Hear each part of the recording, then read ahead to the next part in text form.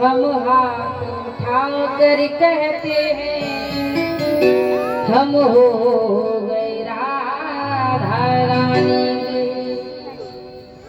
कि कोई भला कहे या बुरा कहे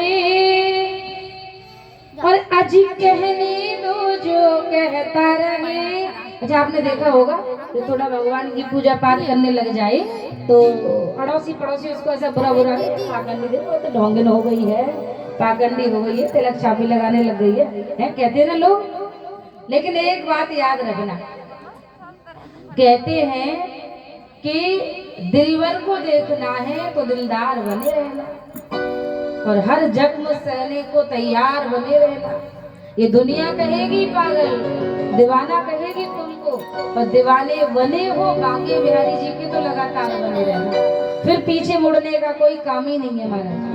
पीछे हट गए तो फिर मीरा जी को कितना कहा लोगों ने पागल हो गई है, ये बावरी हो गई है, लेकिन मीरा जी ने किसी की बात मानी क्या? मानी? महाराज राणा जी कहने लगा अगर तू ऐसे ये करना, तूने ढोंग पाखंड बंद नहीं किया ना तो तुझे मैं घर से निकाल दूंगा, समझ लेना। तो मीरा ने कह दिया अरे राणा जी कि राणा तेरी महल चवारे बाबू का दूध पिलाए कहाँ से मिला? मैं तो छोड़ यही सब जाऊंगी। मेरे पास तू क्या घर से निकालेगा? हाँ, मेरे तो पास खुद ही जीप छोड़ जाऊंगी। क्यों? क्योंकि वो मैं तो गोविंद की गुणगान, मैं तो अपने ठाकुर जी का नाम बस वो धन है मेरे में कुछ नहीं चाहिए।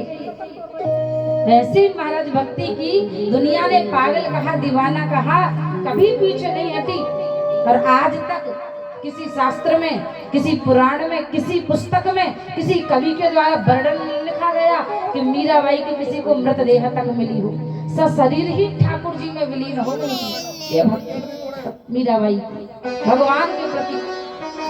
अच्छा, आप लोगों को पता है मीराबाई पूर्व जन्म में कौन थी? ये मीरा क्यों बनी, पता है? नहीं पता?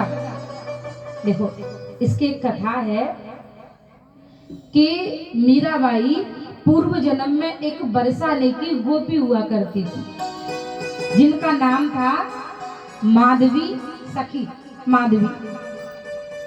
तो इनका ब्याह बचपन में ही वृंदावन के एक ग्वाले से हो गया था।